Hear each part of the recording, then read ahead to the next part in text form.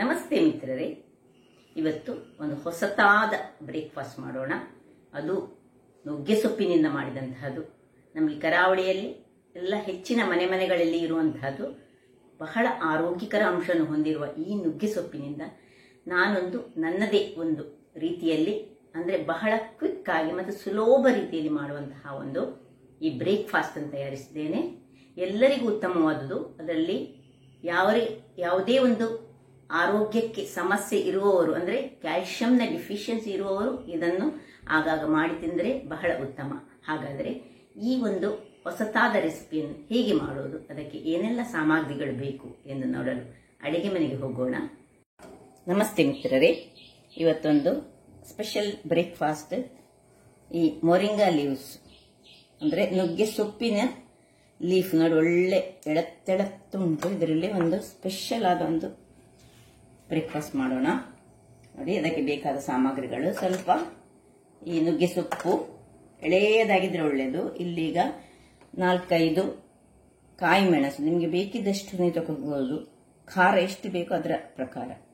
5-6 ಬೆಳ್ಳುಳ್ಳಿ ಎಸಳು, ಒಂದು ಅರ್ಧ ಇಂಚಿನಷ್ಟು ಶುಂಠಿ, ಒಂದು ದೊಡ್ಡ ಚಮಚದಷ್ಟು ಕೊತ್ತಂಬರಿ ಬೀಜ, ಅರ್ಧ ಚಮಚದಷ್ಟು ಜೀರಿಗೆ, ಒಂದು 1/4 ಚಮಚದಷ್ಟು ಅಜ್ವಾಯಿನ್, ಓಮ, ಒಂದು ಸ್ವಲ್ಪ ಒಂದು ಸಣ್ಣ ಮುಷ್ಟಿಯಷ್ಟು ತೆಂಗಿನ ತುರಿ, 1 ಸ್ಪೂನಿನಷ್ಟು ಅಕ್ಕಿಯ ಪುಡಿ, ಮತ್ತೆ ಒಂದು 150 ಗ್ರಾಮ್ಸ್ನಷ್ಟು ಕಡಲೆಯ ಹುಡಿ. ಹಾಗಾದ್ರೆ ಮೊದಲಿಗೆ ಒಂದು ಸಣ್ಣ ಮಿಕ್ಸಿ ಜಾರ್ ತೆಗೆದುಕೊಂಡು ಅದರಲ್ಲಿ ಈ ಕಾಯಿ ಮೆಣಸು, ಎಷ್ಟು ಖಾರ ನಿಮಗೆ ಹೆಚ್ಚು ಬೇಕಿದ್ರೆ ಅದರ ಪ್ರಕಾರ ನೀವು ಹಾಕೊಳ್ಬೇಕು. ಕಾಯಿ ಮೆಣಸು ಮತ್ತೆ ಸ್ವಲ್ಪ ಶುಂಠಿಯನ್ನು ಜಜ್ಜಿಕೊಂಡು ಹಾಕೊಳ್ಳೋಣ. ಸಿಪ್ಪೆ ತೆಗೆದು ಜಜ್ಜಿಕೊಂಡು ಹಾಕೊಳ್ಬೇಕು, ಅದು ಗ್ರೈಂಡ್ ಆಗೋದಿಲ್ಲ ಹೇಳಿ. ಆಮೇಲೆ ಈ ಕೊತ್ತಂಬರಿಯ ಬೀಜ, ಈ ಬೆಳ್ಳುಳ್ಳಿ 5-6 ಬೆಳ್ಳುಳ್ಳಿ, ಸ್ವಲ್ಪ ಜೀರಿಗೆ, ಓಂಕಾಳು, ಓಮ, ಮತ್ತೆ ಈ ತೆಂಗಿನ ತುರಿ. ಇದಕ್ಕೆ ಏನು ನೀರು ಹಾಕದೆ ಸ್ವಲ್ಪ ತರಿಯಾಗಿ ನಾವು ರುಬ್ಬಿಕೊಂಡು ತರೋಣ. ನೋಡಿ ವೀಕ್ಷಕರೇ, ಇಷ್ಟು ತರಿಯಾಗಿ, ಏನು ನಾನು ಇದಕ್ಕೆ ನೀರು ಹಾಕಲಿಲ್ಲ, ಏನಿಲ್ಲ. ಹೀಗೆ ಇದನ್ನೀಗ ಹಾಗೆ ಮುಚ್ಚಿಟ್ಟು ಪಕ್ಕಕ್ಕೆ ಇಟ್ಕೊಳ್ಳೋಣ. ಒಂದು ಬೌಲ್ ತೆಗೆದುಕೊಂಡು ಇದಕ್ಕೆ ಸ್ವಲ್ಪ ಉಪ್ಪು, ರುಚಿಗೆ ತಕ್ಕಷ್ಟು ಉಪ್ಪನ್ನು ಹಾಕೊಳ್ಳೋಣ. ಇನ್ನು ಈ ಒಂದು ಕಡಲೆ ಹುಡಿಯನ್ನು ಇದಕ್ಕೆ ಹಾಕಿ ಮಿಕ್ಸ್ ಮಾಡ್ಕೊಳ್ಳೋಣ. ಸ್ವಲ್ಪ ಉಪ್ಪಿನೊಟ್ಟಿಗೆ ಅದು ಮಿಕ್ಸ್ ಆಗಲಿ.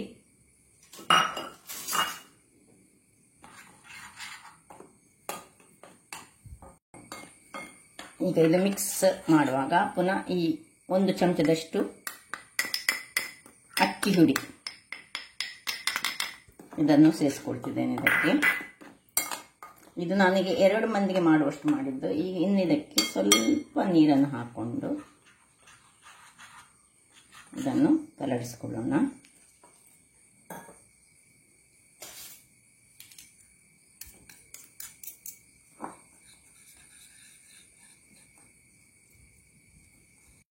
ನೋಡಿ, ಈ ಹೊತ್ತಿನಲ್ಲಿ ಇದನ್ನು ಚೆನ್ನಾಗಿ ಹೀಗೆ ಬೀಟ್ ಮಾಡಿಕೊಳ್ಬೇಕು. ಇದರಲ್ಲಿರುವ ಏರ್ ಅನ್ನು ತೆಗೆದುಕೊಳ್ಬೇಕು. ಇಲ್ಲಿ ಬೀಟಿಂಗ್ ಅಲ್ಲಿ ಇರುವುದು, ಚೆನ್ನಾಗಿ ಬೀಟ್ ಮಾಡಿಕೊಂಡ್ರೆ ನಮ್ಮ ಬ್ರೇಕ್ಫಾಸ್ಟಿಗೆ ನಾವು ಮಾಡುವಂತಹದ್ದು ಬಹಳ ಫ್ಲಫಿಯಾಗಿ ಬರ್ತದೆ.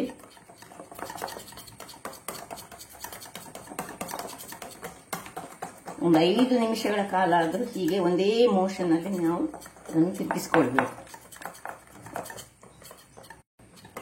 ಈಗ 5 ನಿಮಿಷದ ಬಳಿಕ ನಾವು ಮಿಕ್ಸಿ ಮಾಡಿದಂತಹ ಇದನ್ನು ಇದಕ್ಕೆ ಮಿಕ್ಸ್ ಮಾಡಿಕೊಳ್ಳೋಣ.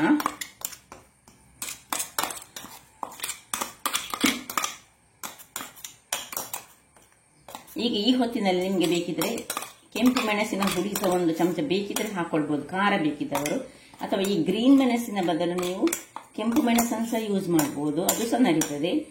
ಅದು ಸಹ ಒಂದು ರೀತಿಯ ಬೇರೆ ರೀತಿಯ ಆಗಿ ಆಗ್ತದೆ. ಸ್ವಲ್ಪ ಫ್ಲೇವರ್ಸ್ ಸ್ವಲ್ಪ ಚೇಂಜ್ ಆಗ್ತದೆ. ಕೆಂಪು ಮೆಣಸು ಮತ್ತು ಈ ಕೆಂಪು ಮೆಣಸಾದರೆ ಸ್ವಲ್ಪ ಖಾರದ ಅಂಶ ನಮ್ಮ ಬಾಡಿಯಲ್ಲಿ ಗ್ಯಾಸ್ಟ್ರಿಕ್ ಅಂಶ ಕಡಿಮೆ ಇರ್ತದಂತೆ. ಗ್ರೀನ್ನಲ್ಲಿ ಸ್ವಲ್ಪ ಜಾಸ್ತಿ ಅಂತ ಹೇಳ್ತಾರೆ. ಹೀಗೆ ಮಿಕ್ಸ್ ಮಾಡಿ ಇಟ್ಟುಕೊಂಡದನ್ನು ಈಗ ಇಲ್ಲಿ ಸೈಡಿಗೆ ಇಟ್ಕೊಳ್ಳೋಣ. ಇಲ್ಲಿ ಈಗ ಈ ಒಂದು ಎಲೆಯನ್ನು ನೀವು ಬೇಕಿದ್ದರೆ ಕಟ್ ಮಾಡ್ಬೋದು, ಇಲ್ಲದಿದ್ದರೆ ಸ್ಟ್ರೈಟ್ ಅವೇ ಹಾಕೊಳ್ಬೋದು. ನೋಡಿ, ನಾನೀಗ ಇದನ್ನು ಸ್ವಲ್ಪ ಸ್ವಲ್ಪ ಹೀಗೆ ಒಳ್ಳೆ ಕಟ್ ಮಾಡಿಕೊಳ್ತೇನೆ. ಚಾಪ್ ಮಾಡಿಕೊಂಡು ಇದರಲ್ಲಿ ಯಾವುದು ದಂಟಿರಬಾರ್ದು ವೀಕ್ಷಕರೇ. ದಂಟಿದ್ರೆ ಮಾತ್ರ ಸ್ವಲ್ಪ ಬಾಯಿಗೆ ಅದು ಇದಾಗ್ತದೆ. ಹಾಗೆ ಎಳೆ ಎಳೆಯಾಗಿ ಎಲೆಯನ್ನು ನಾವು ಬಿಡಿಸಿಕೊಂಡು ಎಲ್ಲವನ್ನು ಬಿಡಿಸಿ ನಾನು ನೋಡಿ ಇದರಲ್ಲಿ ಹಾಕೊಳ್ತೇನೆ. ವೀಕ್ಷಕರೇ ನೋಡಿ, ಇಲ್ಲಿ ಎಲ್ಲವನ್ನು ಸಹ ನಾನು ಇದರಲ್ಲಿ ಹಾಕೊಂಡು ಮಿಕ್ಸ್ ಮಾಡಿದ್ದೇನೆ. ಈಗ ಕೊನೆಗೆ ನಾವು ಸ್ವಲ್ಪ ಇಲ್ಲಿ ನೀವು ಬೇಕಿದ್ರೆ ಈ ಕಡಲೆ ಹುಡಿ ಗ್ಯಾಸ್ಟ್ರಿಕ್ ಆಗ್ತದೆ ಆದರೆ ನೀವು ಹಿಂಗು ಸ್ವಲ್ಪ ಸಹ ಯೂಸ್ ಮಾಡಬಹುದು ಬೇಕಿದ್ದರೆ. ಈಗ ಇಲ್ಲಿ ಲಿಂಬೆಯ ನೀರನ್ನು ಸ್ವಲ್ಪ ನಾನು ಕೊನೆಗೆ ಹಿಂಡಿಕೊಳ್ತಿದ್ದೇನೆ. ಹಿಂಡಿ ಒಳ್ಳೆ ಮಿಕ್ಸ್ ಮಾಡ್ಕೊಳ್ಳೋಣ. ಈಗ ಇಲ್ಲಿ ಒಂದು ಗ್ಯಾಸ್ನಲ್ಲಿ ನಾನು ಒಂದು ಸ್ಟೀಮರನ್ನು ಬಿಸಿಯಾಗಿಟ್ಟಿರ್ತೇನೆ.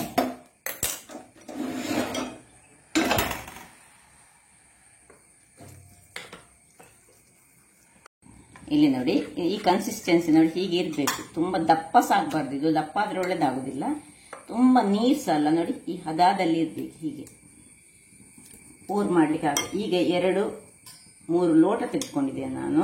ಅದರೊಳಗೆ ಸ್ವಲ್ಪ ಸ್ವಲ್ಪ ಎಣ್ಣೆಯನ್ನು ಗ್ರೀಸ್ ಮಾಡ್ಕೊಳ್ತೇನೆ. ಯಾಕೆ ಹೇಳಿದ್ರೆ ಮತ್ತೆ ನಮಗೆ ಅದು ಏಳಲಿಕ್ಕೆ ಚೆನ್ನಾಗಿ ಬರಬೇಕು ಹೇಳಿ ಎಲ್ಲದರಲ್ಲಿ ಸಹ ಗ್ರೀಸ್ ಮಾಡಿ ಇಟ್ಕೊಳ್ತೋಣ. ವೀಕ್ಷಕರೇ ನೋಡಿ, ಈಗ ಗ್ರೀಸ್ ಮಾಡಿಕೊಂಡ ಇದಕ್ಕೆ ಮುಕ್ಕಾಲರಷ್ಟು ನಾವು ತುಂಬಿಸಿಕೊಳ್ಳೋಣ. ತುಂಬ ದಪ್ಪ ಆಗಬಾರ್ದು ಹೇಳಿದ್ರೆ ನೋಡಿ, ಹೀಗೆ ಇರಬೇಕು. ನೋಡಿ, ಇಷ್ಟಿಷ್ಟು ತುಂಬಿಸಿಕೊಂಡು ಇದಕ್ಕೇನು ಅಡಿಗೆ ಸೋಡಲ್ಲೇನು ಹಾಕಬಾರ್ದು. ಇದು ಹೆಲ್ದಿಯಾದ ಒಂದು ಬ್ರೇಕ್ಫಾಸ್ಟ್ ಅಂತ ಹೇಳ್ಬೋದು. ಹೀಗೆ 3ನೇದಕ್ಕೆ ಸಹ ತುಂಬಿಸಿಕೊಂಡು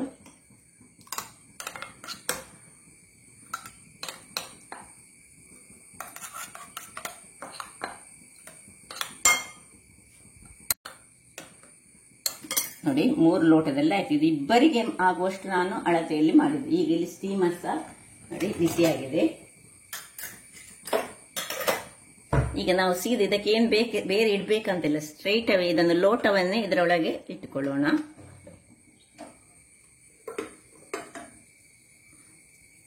ನೋಡಿ, ಹೀಗೆ ಲೋಟವನ್ನೇ ಅದರಲ್ಲಿ ಇಟ್ಟುಕೊಂಡು ಒಂದು 20 ನಿಮಿಷಗಳ ಕಾಲ ಬೇಯಿಸೋಣ.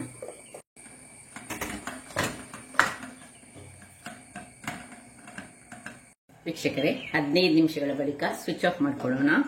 ಸಾಕಷ್ಟು ನೋಡಿ ಒಳ್ಳೆ ಬೆಂದಿದೆ.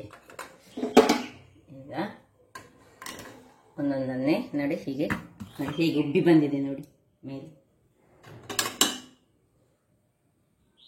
ಈಗ ಸ್ವಲ್ಪ ತಣ್ಣಗಾಗಲಿಕ್ಕೆ ನಾವು ಬಿಡೋಣ. ತಣ್ಣಗಾದ ಮೇಲೆ ಇದನ್ನು ಡಿಮೋಲ್ಡ್ ಮಾಡ್ಕೊಳ್ಳೋಣ. ವೀಕ್ಷಕರೇ ನೋಡಿ, ಈಗ ಇದು ತಣ್ಣಗಾಗಿದೆ. ಈಗ ಇದನ್ನು ಸ್ವಲ್ಪ ಬಿಸಿ ಉಂಟು, ಒಂದು ಪ್ಲೇಟ್ಗೆ ಹಾಕೊಳ್ಳೋಣ. ನೋಡಿ ನೋಡಿ ಹೇಗೆ ಬಂದಿದೆ ನೋಡಿ, ಈ ರೀತಿ ಬಂದಿದೆ. ಇದನ್ನು ಈಗ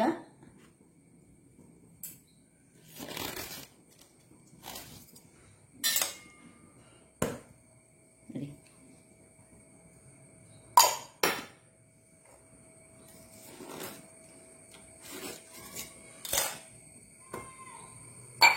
ಹೀಗೆ ಸಹ ನಾವು ಮಾಡಿಕೊಂಡು ಇದನ್ನು ಕಟ್ ಮಾಡಿಕೊಂಡು ತಿನ್ಬೋದು, ಅಥವಾ ನಾವು ಇದನ್ನು ಫ್ರೈ ಮಾಡಿ ಸಹ ತಿನ್ಬೋದು. ಯಾವುದು ಸಹ ನಡೀತದೆ. ಹೀಗೆ ಸಹ ತಿನ್ಬೋದು, ಕಟ್ ಮಾಡಿ ತಿನ್ಬೋದು, ಅಥವಾ ಫ್ರೈ ಮಾಡಿ ಸಹ ತಿನ್ಬೋದು.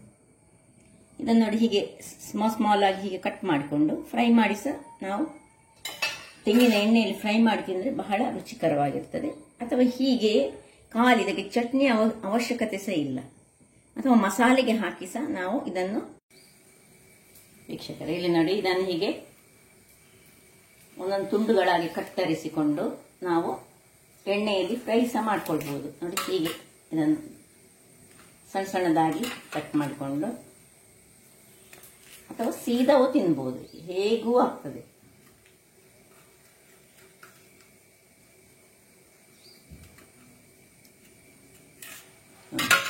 ಇಲ್ಲಿ ನಾನೊಂದು ಕಾವಲು ಇಟ್ಟುಕೊಂಡಿದ್ದೇನೆ, ಅದಕ್ಕೆ ಸ್ವಲ್ಪ ಎಣ್ಣೆಯನ್ನು ಹಾಕೊಳ್ಳೋಣ. ಎಣ್ಣೆ ಬಿಸಿಯಾದ ಕೂಡಲೇ ನೋಡಿ ಒಂದೊಂದು ಪೀಸನ್ನು ಹೀಗೆ ಬಿಸಿಯಾಗಿ ಕಾಯಿಸಿಕೊಂಡು ಸಹ ತಿನ್ಬೋದು, ಹೇಗೂ ಸಹ ಆಗ್ತದೆ.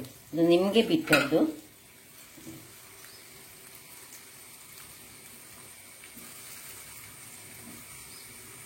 ಹೀಗೆ ಸಹ ಆಗ್ತದೆ ನೋಡಿ. ಈಚೆ ಸೈಡಲ್ಲಿ ನಾನು ನೋಡಿ ಕಬ್ಬಿಣದ ಕಾವಲಿಯಲ್ಲಿ ಇನ್ನೊಂದನ್ನು ಹಾಕೊಂಡಿದ್ದೇನೆ, ಅದನ್ನು ಈಗ ಅಡಿ ಮೇಲೆ ಮಾಡಿ ತೋರಿಸ್ತೇನೆ. ಮೇಲೆ ಸ್ವಲ್ಪ ಎಣ್ಣೆ ಹಾಕೊಂಡು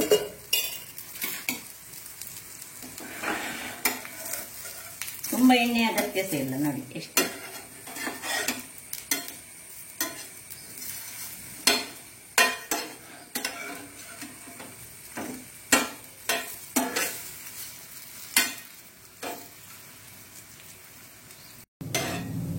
ನೋಡಿ ವೀಕ್ಷಕರೇ. ಇಲ್ಲಿ ನೋಡಿ ಕಬ್ಬಿಣದ ಕಾವಲಿದ್ದು ರೆಡಿ ಆಯಿತು. ಕಬ್ಬಿಣದ ಕಾವಲಿ ಸ್ವಲ್ಪ ಬೇಗ ಆಗ್ತದೆ ನೋಡಿ, ಹೇಗೆ ಡ್ರೈ ಆಗಿ ಕಾದುಕೊಂಡಿತ್ತು ನೋಡಿ, ಇದಾಯ್ತು ನೋಡಿ. ಹೀಗೆ ಸಹ ಮಾಡ್ಬೋದು, ಅಥವಾ ಖಾಲಿ ಸಹ ತಿನ್ಬಹುದು. ಇಲ್ಲಿ ನೋಡಿ ಇದು ಸಹ ರೆಡಿ ಆಯಿತು. ಎರಡು ವಿಧದಲ್ಲಿ ಸಹ ಮಾಡಿಕೊಳ್ಬಹುದು ನಾವು, ಹೀಗೆ ಸಹ ಆಗ್ತದೆ ನೋಡಿ.